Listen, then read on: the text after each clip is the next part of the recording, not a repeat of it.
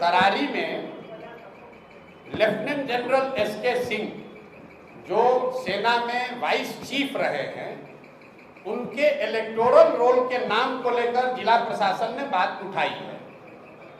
उनका ये कहना है कि इलेक्शन के कमीशन के रूल में ऐसा है कि आप बिहार के हैं, लेकिन अगर बिहार के किसी विधानसभा क्षेत्र में आप मतदाता के तौर पर रजिस्टर नहीं हैं तो आप चुनाव नहीं लड़ सकते। ये वहाँ के अधिकारियों ने बताया। उन्होंने इलेक्शन कमीशन को भी लिखा है, लेकिन मैंने जो बात आपको शुरुआती बताई, देखिए कितना प्रो इनकम्बेंट है।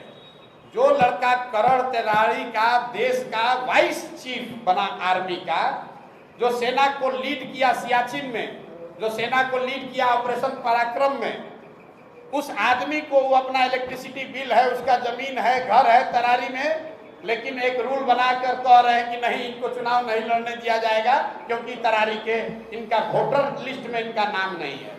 वोटर लिस्ट में नाम जुड़वाने के लिए फॉर्म 8 भरा गया है।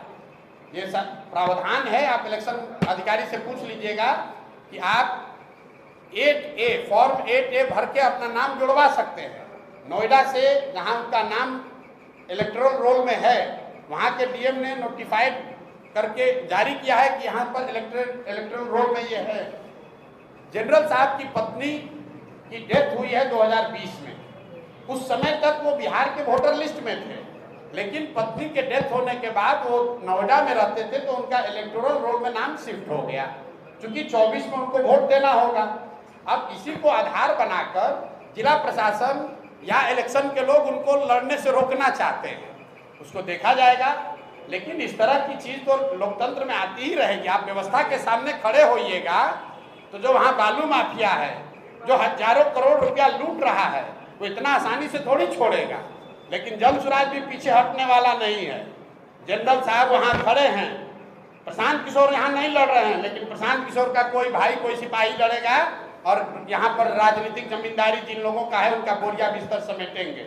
उसी तरीके से तरारी से देश का इतना बड़ा जनरल बिहार का लड़का वहां से भूमि और बालू माफियाओं को उखाड़ कर फेंकेंगे ही फेंकेंगे।